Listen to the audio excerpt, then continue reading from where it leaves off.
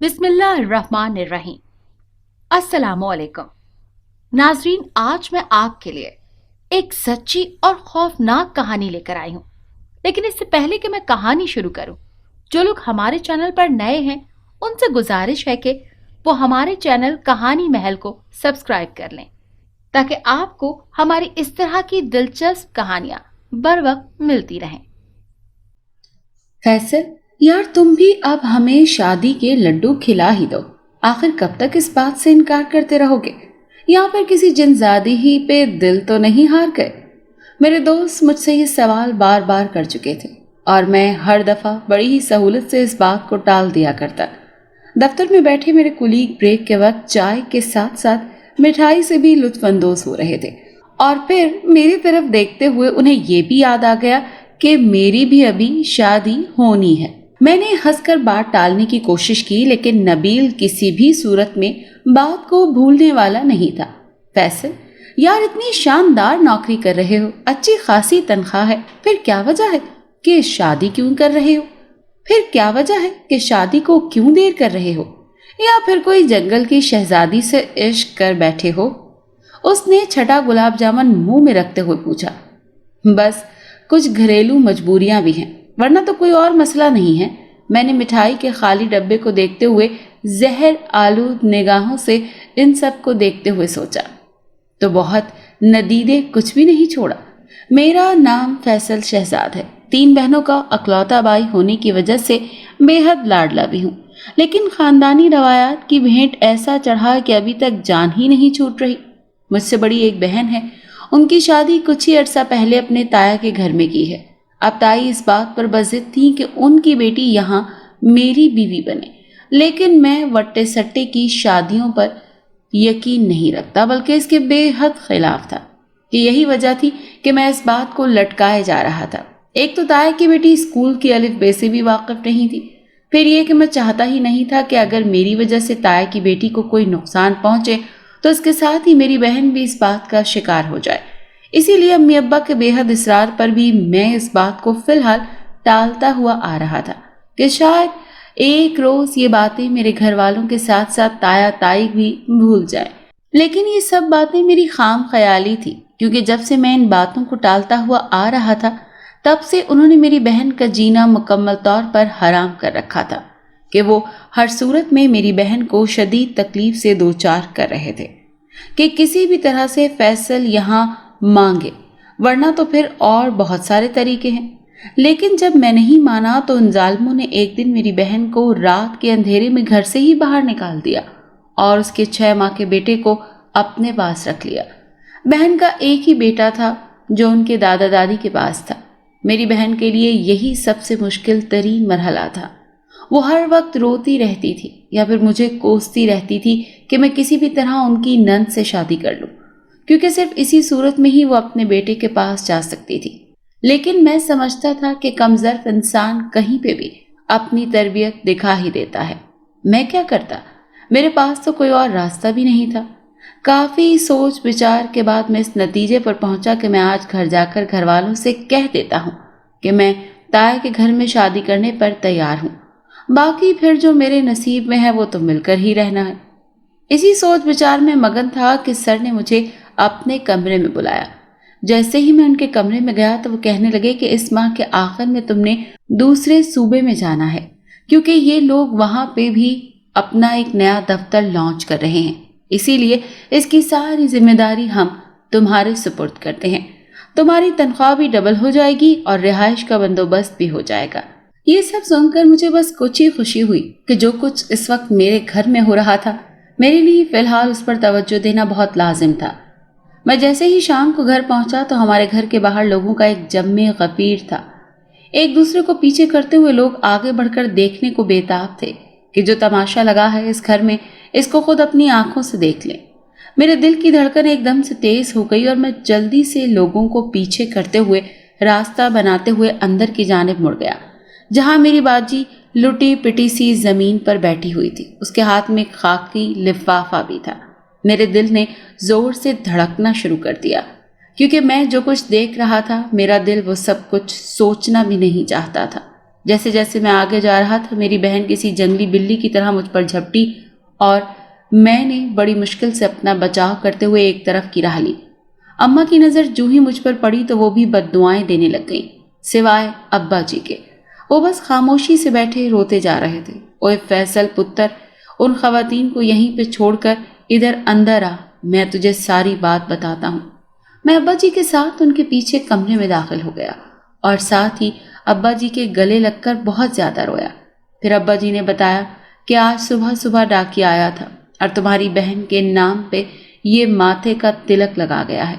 ساتھ ہی تمہارے تایا بھی تھے جو پوتے احمد کو اپنے ساتھ زبردستی لے گئے ہیں۔ میں نہیں کہتا یا سمجھتا کہ تمہارا کوئی بھی قصور ہے، اسی لیے تم بس اپنی بہن کی ساری باتوں کو نہایت خاموشی سے سن لینا کہ وہ بہت ہی بڑے صدمے سے گزر رہی ہے، لیکن اب یہ ہے کہ اس کے اتنے چھوٹے بچے کو اس کی ماں تک کیسے پہنچانا ہے۔ ابا جی، احمد کو اس کی ماں سے دنیا کا کوئی بھی قانون الگ نہیں کر سکتا، ہمیں اب قانون کے دروازے پر ہی جانا ہوگا۔ میں نے کٹتے ہوئے دل کے ساتھ ابا جی کو کہا۔ خود مجھ میں بھی اتنا کوئی حوصلہ نہیں تھا کہ میں اتنی برداشت رکھتا، لیکن ایک مرد ہونے کی حیثیت سے مجھے یہ سب کچھ سہنا پڑ رہا تھا، کیونکہ اگر میں ہی ہمت ہار دیتا تو باقی گھر والوں کا کیا بنتا۔ میں بہن کے پاس جیسے ہی گیا تو وہ ایک دفعہ مزید جنگلی بلی کی طرح مجھ پر جھپٹی اور رو رو کر کہنے لگی کہ اگر تم میری نند سے شادی کر لیتے تو آج میں اپنے گھر میں اپنے بچے اور شوہر کے پاس ہوتی۔ سارا قصور ہی تمہارا ہے۔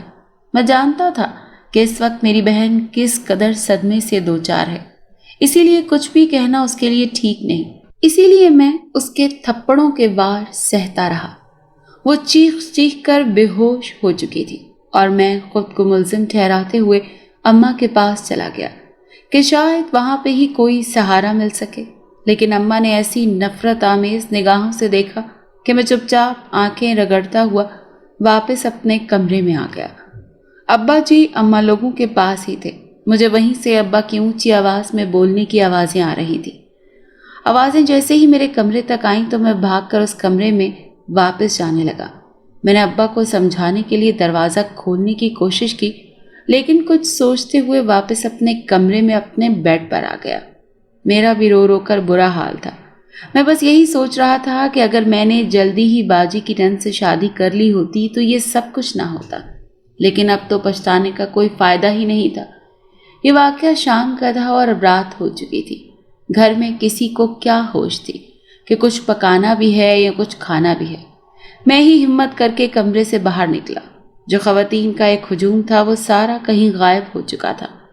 باجی وہیں کی وہیں فرش پر دوپہر سے بیٹھی تھی۔ میرا دل کٹ کر رہ گیا۔ ابا جی بھی انہیں تسلیاں دینے کی کوشش میں لگے ہوئے تھے۔ میں چپکے سے باہر نکل گیا اور قریبی ہوٹل سے کھانا لے آیا، لیکن جس بات کا مجھے ڈر تھا وہی ہوئی۔ کسی نے بھی کھانے کی طرف دیکھا تک نہیں۔ میں نے بھی کوئی نہیں کھایا۔ کچھ سوچتے ہوئے میں نے باجی کے سابقہ شوہر کو کال ملائی اور اس سے بچے کی باجی کے پاس چھوڑ دینے کا مطالبہ کیا، کیونکہ میں چاہتا ہی نہیں تھا کہ میری باجی کو کورٹ کچہری کے چکر لگانے پڑے۔ جب اس نے مجھ سے بات کی تو وہ بھی نہ جانے کیوں مجھے غمزدہ سا لگا اور کہنے لگا کہ کل صبح ہوتے ہی میں احمد کو تمہاری بہن کے پاس چھوڑ دوں گا، بس آج رات میرے پاس میرے بیٹے کو رہنے دو۔ میں نے اس بات پر خدا کا شکر ادا کیا۔ واپس باجی لوگوں کے پاس گیا، انہیں یہ خوشخبری سنائی، لیکن وہ تو بس روئے جا رہی تھی۔ میں پھر سے اپنے کمرے میں واپس آ گیا، لیکن نیند کس کو آنی تھی؟ میں ایک فیصلہ کر چکا تھا۔ میں نے سر کو کال کی اور کہا کہ میرے ٹرانسفر کی کوشش کریں۔ سر بڑے حیران تھے، لیکن وہ کہنے لگے کہ وہ کوشش لازمی کریں گے، لیکن اگلے ماہ تم یہاں سے جا ہی رہے ہو۔ نہیں سر، میں 1-2 دن میں ہی یہاں سے جانا چاہتا ہوں۔ اگلے صبح جیسے تیسے کر کے میں نے باجی کے شوہر کا انتظار کیا۔ وہ الصبح ہی احمد کو ہمارے گھر چھوڑ گیا۔ کسی نے بھی اس سے کوئی بات نہیں کی۔ باجی احمد کو والہانہ چوم رہی تھی۔ میں دفتر چلا گیا اور جاتے ہی سر کو رات والی بات دوبارہ یاد کروا دی۔ انہوں نے مجھ سے کہا کہ 2 ہی آپشنز ہیں، ایک تو بلوچستان، دوسرا پنجاب کا، وہ سب سے زیادہ اجاڑ علاقہ جہاں پہ لوگ جانے سے ہمیشہ گھبراتے ہیں، ضلع سیالکوٹ کا ایک بوسیدہ سا گاؤں پنڈ ادو، وہاں رہنا بڑا ہی مشکل ہو جائے گا، کیونکہ سب کہتے ہیں کہ وہاں پر کچھ بہت ہی عجیب و غریب ہے۔ کوئی بھی چند دنوں سے زیادہ وہاں ٹھہر نہیں سکتا۔ سڑک کے ایک طرف جنات کا بسیرا ہے اور دوسری طرف ہمارا جنگلات کا دفتر۔ بس وہاں پہ کوئی چند دنوں سے زیادہ کام ہی نہیں کر سکتا۔ تم سوچ لو۔ سر نے سگریٹ کا کش لگاتے ہوئے کہا، میں پنڈ ادو ہی جاؤں گا۔ کم از کم اگر وہاں پر موت آ گئی تو اپنا صوبہ تو پاؤں گا نا۔ ٹھیک ہے فیصل، تم جانے کی تیاری کرو، ایک دن میں ہی وہاں پہنچنا ہوگا۔ جی بہتر سر۔ آج اس دفتر پر الوداعی نظر ڈالتے ہوئے میں پورا دن ہی اداس رہا۔ اگلے دن مجھے چھٹی ملی تھی کہ میں سفر کی تیاری کر سکوں۔ میں گھر میں کسی کے بھی سامنے نہیں گیا، بس ابا جی کو ساری بات بتا دی۔ جب میں انہیں پنڈ ادو کے بارے میں بتا رہا تھا تو نہ جانے کتنے ہی سائے ان کے چہرے پہ لہراتے ہوئے گزر گئے۔ وہ کہنے لگے کہ بیٹے عطا، جانا ضروری ہے کیا؟ کہیں اور چلے جاؤ۔ لیکن میں نے کہا کہ فیصلہ ہو چکا ہے، بس میں اپنی ماں اور بہنوں کو مزید تکلیف نہیں دینا چاہتا۔ شاپنگ کیا کرنی تھی، سب کچھ تو پاس تھا۔ جیسے تیسے رات گزاری اور اگلی صبح ابا جی کے ساتھ 4 بجے اسٹیشن پر پہنچ گیا۔ جب وہاں پہنچا تو آدھے لوگ اونگ رہے تھے، آدھے جاگ رہے تھے۔ ابا جی سے میں نے کہا کہ وہ اب واپس چلے جائیں۔ میں گاڑی میں آ کر بیٹھ گیا، کیونکہ سردی آ رہی تھی تو ہوا میں کچھ خنکی بھی تھی۔ جو ہی میں گاڑی میں آ کر بیٹھا تو آنکھیں موند کر سیٹ کے ساتھ ٹیک لگا لی کہ کچھ تو ذہن کو سکون ملے۔ یہ بات بالکل درست تھی کہ مجھے بے حد پچھتاوا تھا، لیکن اس کے باوجود دل میں احمر کے بارے میں سوچ کر سکون کی ایک لہر دوڑ جاتی تھی۔ ٹرین چل پڑی تھی اور مسافروں نے بیٹھتے ہی اونگنا شروع کر دیا تھا۔ میں ماضی کے دریچوں میں جھانکتے ہوئے اپنے بچپن میں کہیں کھو سا گیا، جہاں پہ سب کچھ بہترین تھا اور کہیں بھی آنے والے مستقبل کے خدشات نہیں تھے۔ ٹرین رفتار پکڑ چکی تھی اور ساتھ ہی میری ماضی کی یادیں بھی۔ راستے میں کئی جگہ پر ٹرین رکتی رہی۔ آخر میری منزل آ چکی تھی اور میں اس کی طرف بڑھنے لگا۔ سامان تو کچھ خاص نہیں تھا، لیکن ایک بیگ تھا جسے میں کھینچ کر لے جا رہا تھا۔ میرے دفتر کا ایک بندہ اسٹیشن سے کچھ ہی فاصلے پر کھڑا ہوا تھا۔ وہ مجھے لے کر دفتر سے مہلکہ کمرے میں چلا گیا اور کہنے لگا کہ سر آپ بے حد تھکے ہوئے ہیں، اسی لیے کچھ دیر آرام کر لیں۔ میں شام میں آپ کو آ کر لے جاؤں گا اور سارے جنگل کی سیر کرا دوں گا۔ میں مکمل خاموش رہا۔ کچھ ہی دیر کے بعد اس نے مجھے کھانا بھی بھجوا دیا۔ میں کھانا کھاتے ہی سو گیا۔ کافی شام ہو چکی تھی اور میری آنکھ بھی تب کھلی جب مجھے میرا ماتحت جگانے کے لیے آیا۔ میں نے جاگتے ہی اسے کہا کہ میں جنگل میں جانا چاہوں گا تاکہ اسے اچھے طریقے سے سمجھ لوں اور پھر صبح سے ٹھیک طریقے سے کام کر سکوں۔ ہم دونوں جنگل کی طرف نکل گئے، جو دفتر سے کچھ ہی دوری پر تھا۔ جیسے ہی جنگل کی حدود شروع ہوئی، اس کی ہیبت اور تنہائی نے چاروں طرف سے اسے گھیر رکھا تھا۔ ہم لوگ آگے چلتے جا رہے تھے کہ ایک جگہ پر جا کر وہ میرا ماتحت جس کا نام اشفاق تھا وہ رک گیا اور کہنے لگا کہ سر، اس سے آگے جانا کسی بھی طرح خطرے سے خالی نہیں ہے، اسی لیے ہمیں یہیں سے ہی واپس چلنا چاہیے۔ لیکن میں نے ایک افسر ہونے کے ناطے یہی سمجھا کہ شاید وہ کام سے جی چرا رہا ہے، اسی لیے یہیں تک آ کے رک گیا ہے۔ سر، آگے جانا بالکل بھی خطرے سے خالی نہیں ہے، اسی لیے ہم بس یہیں تک ہی رہیں گے۔ لیکن اشفاق، وہ دور کسی کا گھر بھی تو نظر آ رہا ہے نا، وہاں کون رہتا ہے؟ سر، ایک بات کہوں گا کہ اس گھر کے آس پاس جانے والے یا تو کسی بہت ہی بڑی مصیبت میں پڑ جاتے ہیں یا پھر کبھی واپس نہیں آتے، اور کچھ ہی دنوں تک ان کی لاشیں یہاں وہاں ٹکڑوں میں بکھری ہوئی نظر آتی ہیں۔ تو گویا تم ایک جدید صدی کے مرد ہوتے ہوئے بھی اس قسم کی دقیانوسی باتیں کر کے میرا اور اپنا وقت ضائع کرو گے، حالانکہ تم جانتے بھی ہو کہ تم اس میں زیادہ کامیاب نہیں ہو سکو گے۔ میں نے بلا وجہ کی افسری جھاڑنی شروع کر دی۔ اشفاق میرے منہ کی طرف دیکھ رہا تھا۔ نہ جانے اس کے چہرے پر ایسا کیا تھا کہ میرے قدم ایک دم سے وہیں پر رک گئے تھے۔ اچھا چلو ٹھیک ہے، واپس چلتے ہیں۔ سوری یار، اگر تمہیں میری کوئی بات بری لگی ہو تو میں اپنے رویے کی معافی مانگتا ہوں۔ اور ساتھ ہی میں اس کو لے کر واپس کمرے میں آ گیا۔ واقعی اس میں کوئی شک نہیں تھا کہ جتنا جنگل میں نے دیکھا تھا وہ مکمل طور پر وحشت کی عکاسی کر رہا تھا۔ میں تو کمرے میں واپس آتے ہی ڈھہ سا گیا، نہ جانے پورے جسم میں عجیب سی دردیں ہو رہی تھی۔ اشفاق کا کمرہ بھی میرے کمرے سے کچھ ہی فاصلے پر تھا۔ وہ میرے لیے گرما گرم چائے لے کر آ گیا۔ چائے کے دوران وہ اپنی ملازمت کے چند سنہری دن یاد کرتا رہا، اور ساتھ میں یہ بھی کہ اگر اس جنگل میں سکون سے رہا جائے تو پھر یہاں پہ کوئی مسئلہ نہیں ہے، لیکن اگر کچھ پریشانیاں اس جنگل میں رہنے والی اندیکھی مخلوق کو دی جائیں تو پھر وہ جینا دو بھر کر دیتی ہیں۔ کیسی پریشانیاں؟ میں نے تجسس آمیز لہجے میں پوچھا۔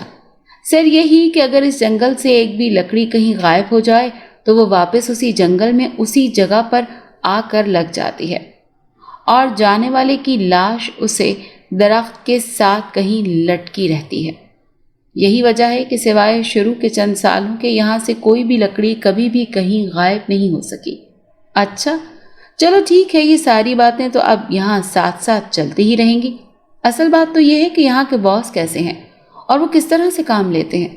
میرے دوسرے سوال پر ذرا چونک سے گئے اور کہنے لگے کہ ندیم صاحب اچھے انسان ہیں، بس کبھی کبھی غصے میں آ جاتے ہیں، جس کے بنا پر دفتر کا ماحول کچھ دنوں کے لیے عجیب رہتا ہے، پھر وہ خود ہی سب سے معافی مانگتے ہیں۔ یہی وجہ ہے کہ ہم لوگ بہت ہی لمبے عرصے سے نوید صاحب کے ساتھ کام کر رہے ہیں۔ اچھا چلو کافی باتیں ہو گئیں، اب جاؤ اور مجھے بھی کچھ آرام کرنے دو۔ اشفاق چلا گیا تو میں نے اٹھ کر کمرے کے دروازے کی کنڈی لگا لی اور ساتھ ہی جنگل میں کھلنے والی کھڑکی کو کھول دیا۔ میں نے اسے اسی ممنوعہ کمرے کی طرف جاتے ہوئے ایک ہیولے کو دیکھا۔ جب وہ اس کمرے کے قریب پہنچ گیا تو کچھ روشنی نظر آئی۔ میں نے دیکھا تو وہ اشفاق ہی تھا جو اس کمرے میں داخل ہو رہا تھا۔ میری آنکھیں حیرت سے پھٹی کی پھٹی رہ گئیں کہ یہ خود تو مجھے منع کر رہا تھا اور اب خود ہی اس کی طرف جا رہا ہے۔ میں حیران ہو کر اسی کے بارے میں سوچ رہا تھا کہ اچانک ہی اس گھر کا بیرونی دروازہ کھلا اور اس میں سے ایک عورت بھی باہر نکلی اور دائیں بائیں دیکھ کر پھر جلدی سے اندر چلی گئی۔ میں ہر حرکت کو بڑے ہی غور سے دیکھ رہا تھا کہ آخر یہ ماجرا کیا ہے، لیکن میرے ذہن نے کسی بھی صورت قبول کرنے سے انکار کر دیا کہ یہاں کہیں بھی بھوت ہو سکتے ہیں۔ جس کمرے میں رہنے والا تھا اس کی ایک وسیع چھت بھی تھی، وہ میں نے اس کے بارے میں صرف سنا ہی تھا کیونکہ میں ابھی تک چھت پر گیا نہیں تھا۔ وہ وسیع کس طرح تھا یہ میں ابھی نہیں جانتا تھا۔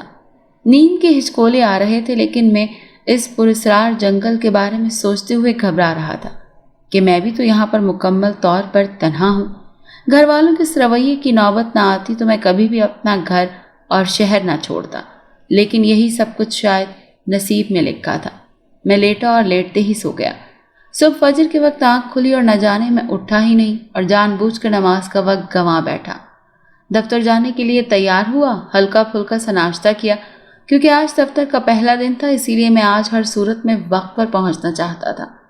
کچھ ہی دیر چلنے کے بعد میں دفتر میں موجود تھا، لیکن میں یہ دیکھ کر حیران رہ گیا کہ ابھی تک یہاں کوئی بھی نہیں آیا ہوا تھا، حتیٰ کہ اشفاق بھی نہیں۔ بڑا ہی کوئی عجیب نظام ہے۔ میں نے دیوار پر لگے کلاک کی طرف دیکھا جو ابھی 7:30 بجا رہا تھا۔ 8 بجے، پھر 9، پھر 10 اور پھر 10:30۔ مجھے تو اس طرح فارغ بیٹھے بیٹھے نیند کے ہچکولے آنے شروع ہو گئے۔ 10:30 بجے اشفاق نہایت چابک دستی سے دفتر میں آیا اور آتے ہی کہنے لگا کہ یہاں پہ جو بھی پہلے دن آتا ہے نا اس کی نیند ایسے ہی ہوتی ہے، اور آتے ہی کہنے لگا کہ آپ کو کیسا لگا یہاں آ کر؟ میں نے کہا اچھا ہے سر، آپ بھی لگتا ہے ابھی آئے ہیں، اور پھر خود ہی منہ پھاڑ کر ہنسنے لگ گیا۔ میں صبح 7 بجے سے دفتر میں ہوں، اپنا منہ بند کرو۔ میں نے اسے شاید کچھ زیادہ ہی ڈانٹ دیا تھا۔ وہ فائلیں بغل میں دبائے اندرونی کمرے کی طرف چل دیا جہاں پر بڑے صاحب کے کمرے کی صفائی ابھی باقی تھی۔ وہ زور و شور سے صفائی کرنے میں مگن تھا کہ سب کو پتہ چلے کہ وہ کیسے چستی سے کام کر رہا ہے۔ میں بھی بلا وجہ اپنی ٹیبل پر پڑی ایک فائل کو الٹ پلٹ کر کے دیکھنے لگا کہ سر آ گئے۔ وہ مجھے بڑے ہی پرتپاک انداز میں ملے اور اپنے ساتھ ہی اپنے کمرے میں لے گئے۔ ضروری حال احوال جاننے کے بعد انہوں نے سارا کام سمجھا دیا۔ جس طرح میری پوسٹ تھی اس کے مطابق کام نہ ہونے کے برابر تھا۔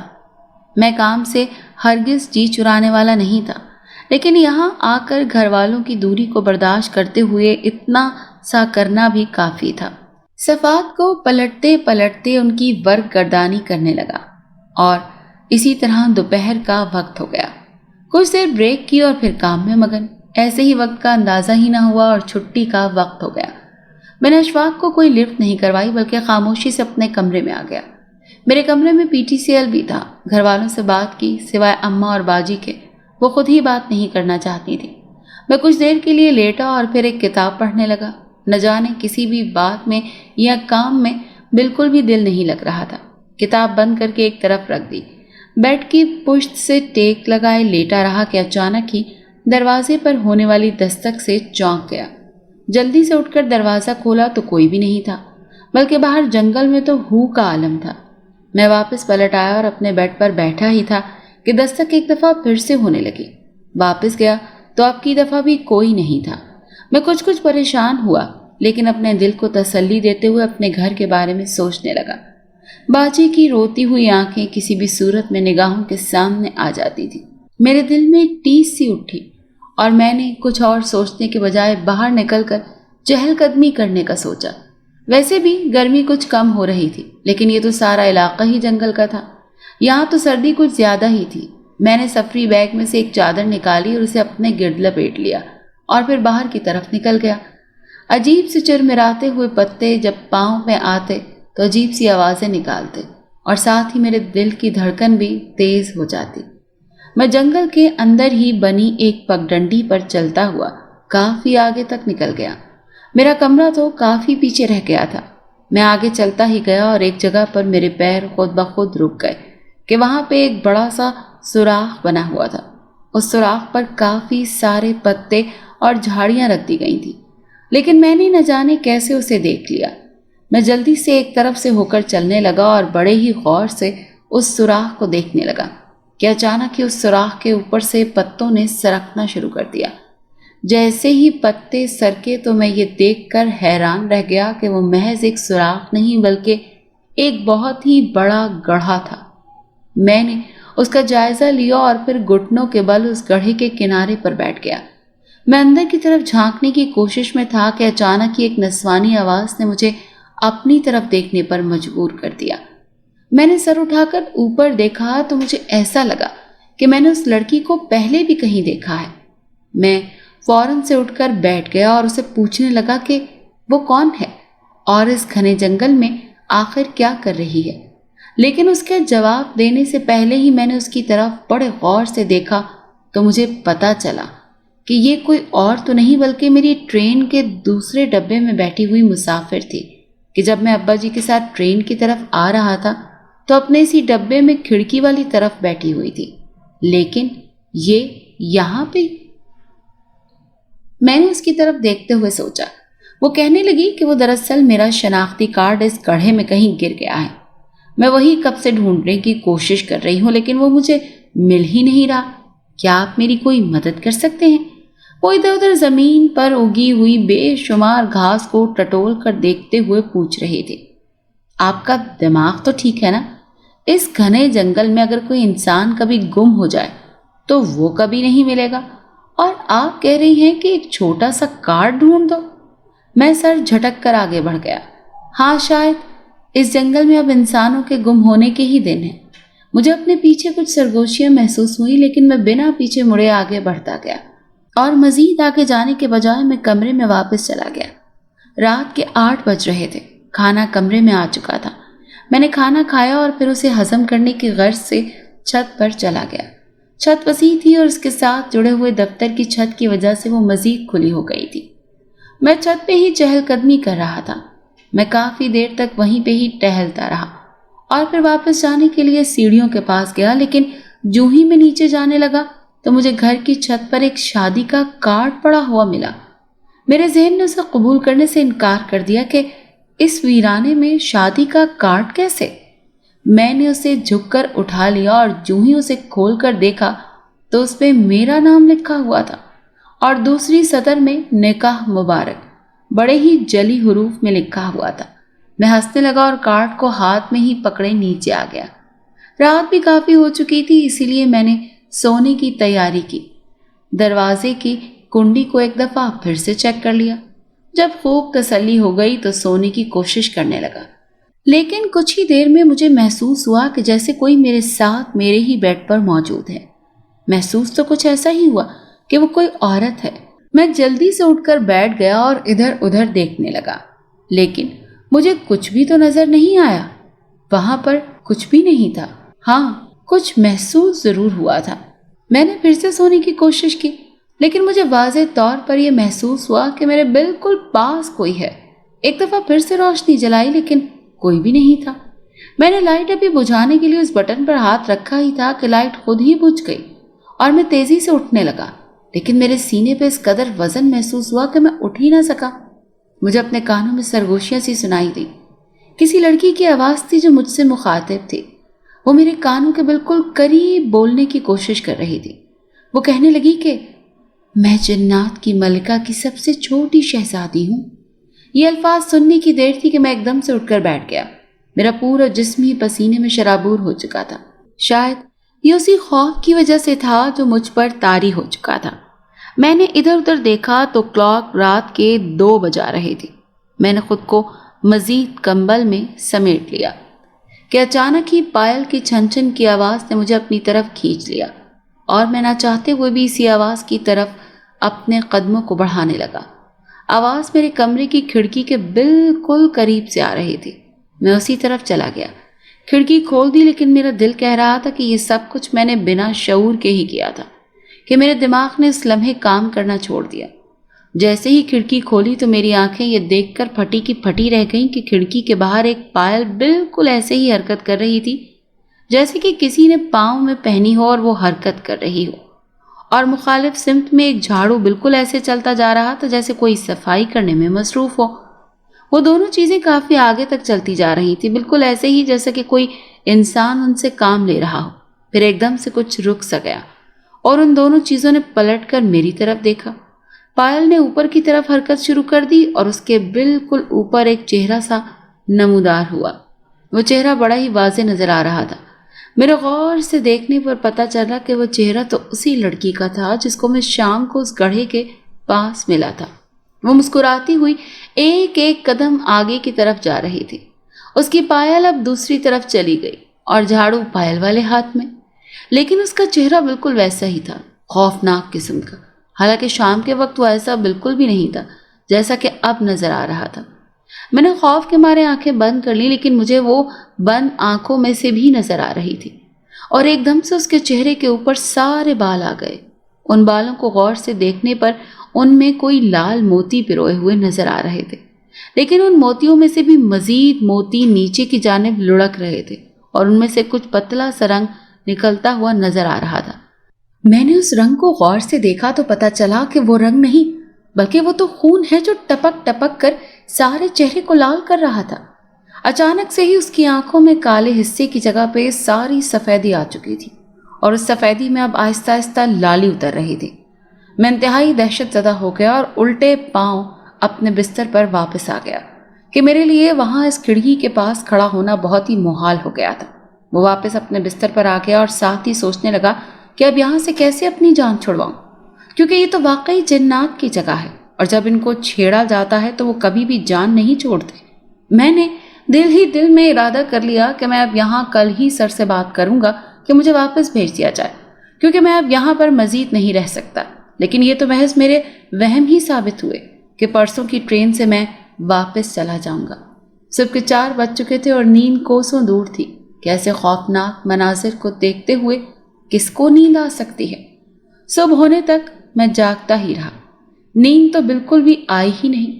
डर, खौफ, वहशत, दहशत और फिर बचपन की वो दास्तानें जो हम दोस्त मिलकर झूठ मूठ में ही एक दूसरे को सुनाया करते थे, वो सारी दास्तानें मुझे एकदम से बिल्कुल ही सच लगने लग गई थी।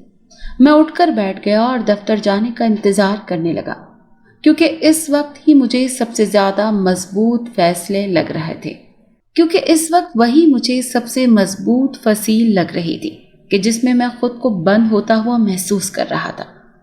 मेरी सोचें न जाने कहाँ कहाँ का तवाफ करती हुई नजर आ रही थी कि एकदम से दरवाजे पे बड़ी ही जोर से दस्तक हुई।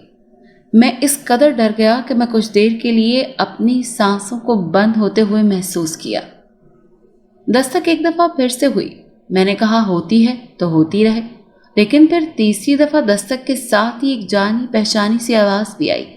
ये अशफाक की आवाज थी जो भागते हुए दरवाजे पर पहुंचा तो साथ ही दरवाजा भी खोल दिया। अशफाक मेरे सामने खड़ा था। میں نے اسے تیزی سے اندر کی طرف کھینچا اور کہا کہ یار یہ جو جگہ ہے، یہ میرے منہ سے آواز ہی نہیں نکل رہی تھی۔ وہ میرے چہرے کو بڑے غور سے دیکھ رہا تھا۔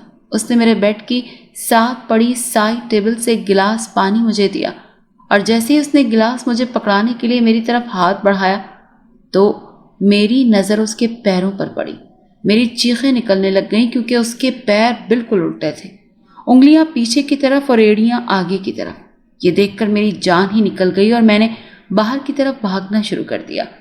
مجھے اپنے پیچھے بلند و بانگ قہقہے سنائی دینے لگے۔ میں بھاگتا رہا اور آخر اپنے دفتر میں جا کر پناہ لی۔ ابھی صبح کے 7:30 ہوئے تھے، لیکن پورا اسٹاف آ چکا تھا۔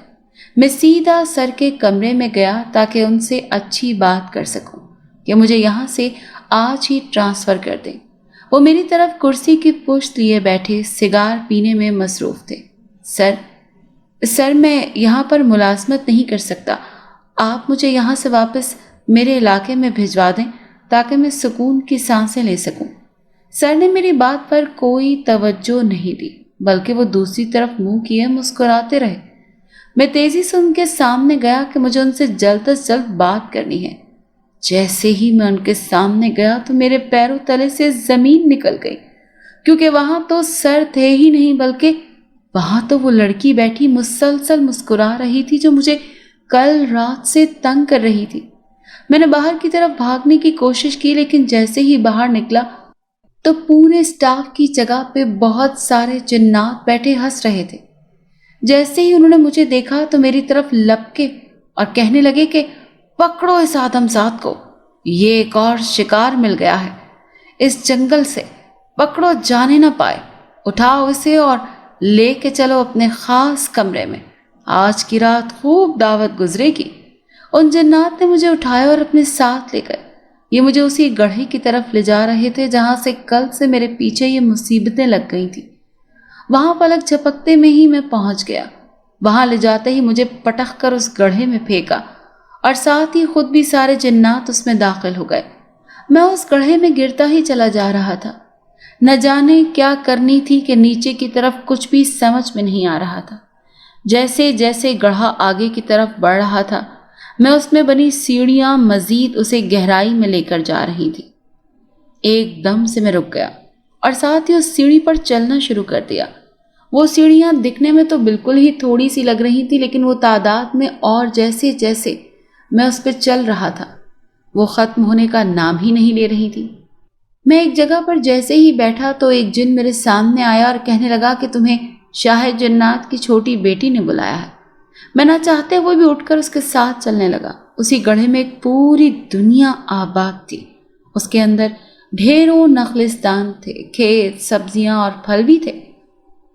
ایک طرف چلتے چلتے ایک کمرے کی جانب نظر آتی گئی تو اس کے باہر کا دروازہ نہیں تھا، بلکہ وہاں پہ کھوپڑیاں لٹک رہی تھی اور ان کھوپڑیوں میں سے تازہ خون رس رہا تھا۔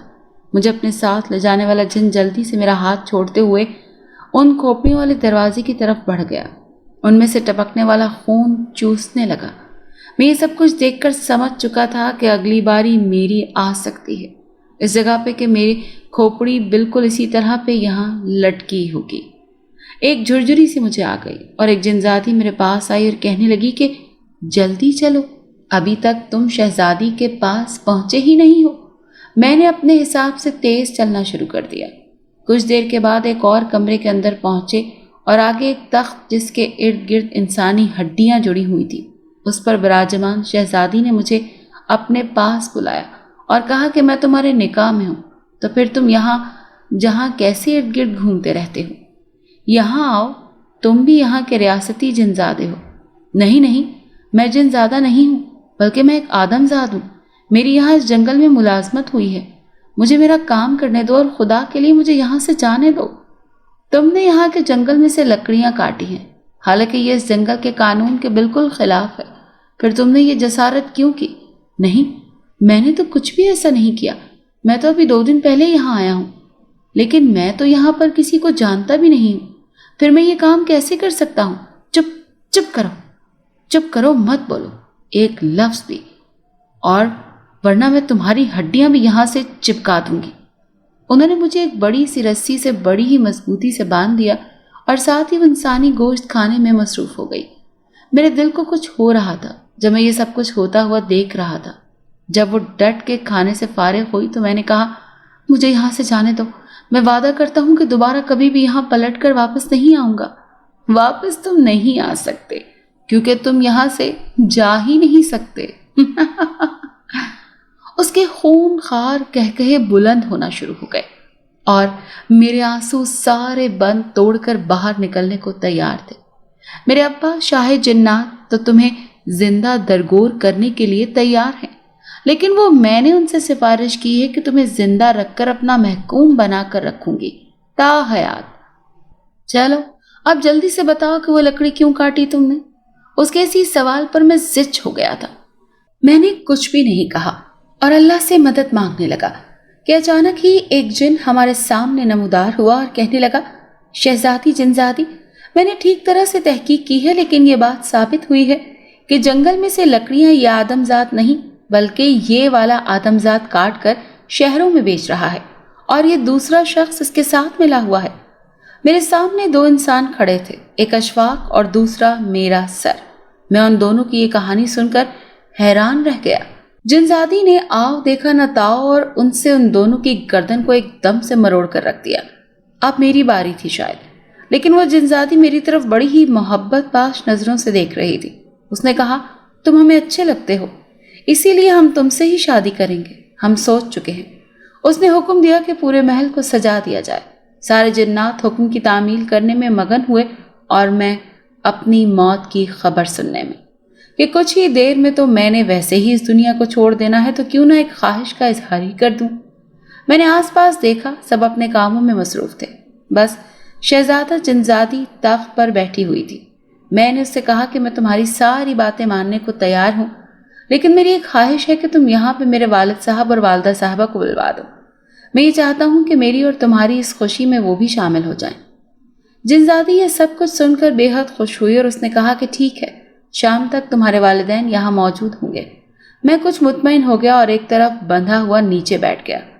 میرے آنسو کسی بھی قیمت پر رکنے کا نام نہیں لے رہے تھے۔ میں نے بچپن سے لے کر اب تک کے واقعات کو یاد کیا تو مجھے یاد آیا کہ میں نے تو شاید کبھی نماز بھی نہیں پڑھی۔ اس لمحے مجھے اللہ بہت ہی زیادہ یاد آیا اور میں نے اپنے سر پہ خاک ڈالی کہ میں کس قدر غافل رہا ہوں کہ ایک مسلمان گھرانے میں پیدا ہوتے ہوئے اور تمام دینی معلومات رکھتے ہوئے بھی میں کس قدر اپنے دین سے دور رہا ہوں۔ یا اللہ مجھے معاف کر دے، میرے مالک مجھے معاف کر دے، کیونکہ میں نے پوری زندگی ہی غفلت میں گزار دی۔ میرے پاس تو کچھ بھی نہیں بچا اور میں اسی طرح سے اس دنیا سے جا بھی رہا ہوں۔ میری سوچیں ایک ہی مرکز پر تھیں، جب ہم شریعت کی پابندی نہیں کرتے تو پھر شریعت بھی ہماری رہنمائی کرنا چھوڑ دیتی ہے۔ تم نے نہ صرف اس جنگل سے لکڑیاں کاٹی ہیں بلکہ اپنے بچپن میں بھی تم اپنے گاؤں میں لگے پیڑ پودوں کو نقصان پہنچاتے رہے۔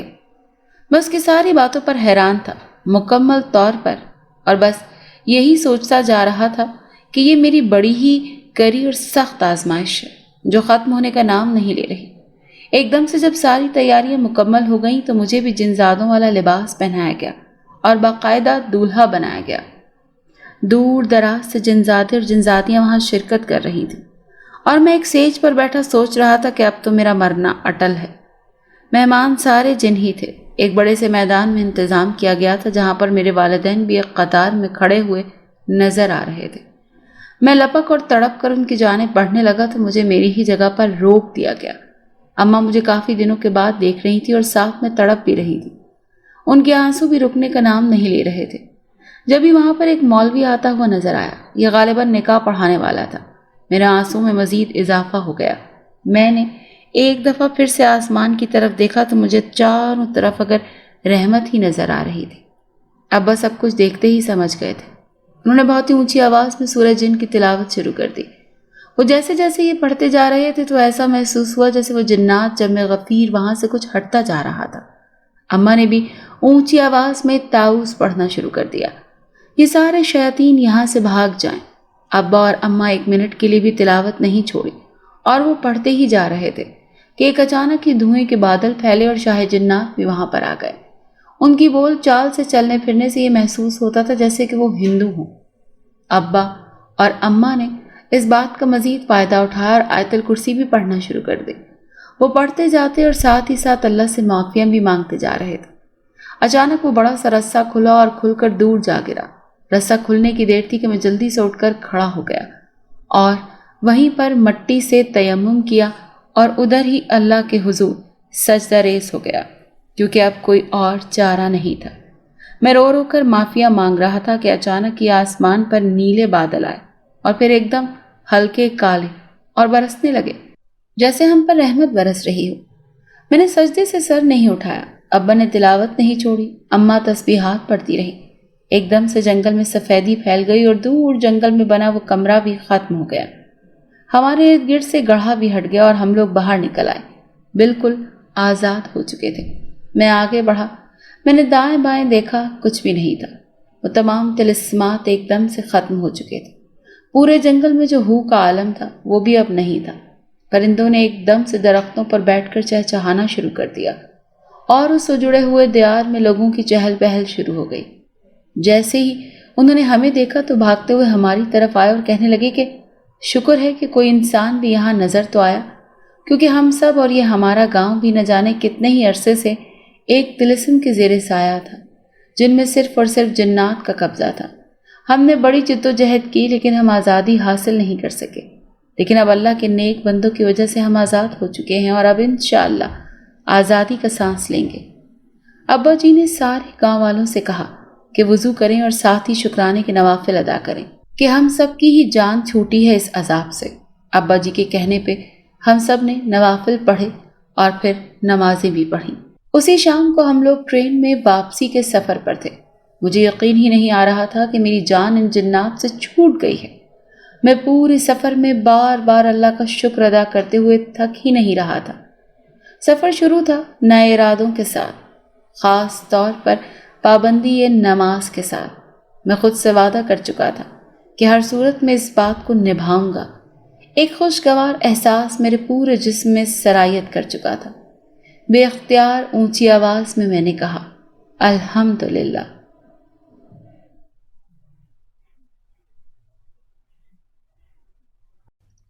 اگر آپ کو یہ کہانی اچھی لگی ہے تو اسے لائک کیجیے اور ہمارے چینل کہانی محل کو سبسکرائب کیجیے۔ اور ہاں، اگر آپ کے کسی دوست، رشتہ دار یا بہن کے ساتھ خدا نخواستہ اس طرح کا کوئی بھی واقعہ پیش آیا ہے تو ہمیں کامنٹ سیکشن میں اس کے بارے میں ضرور بتائیے۔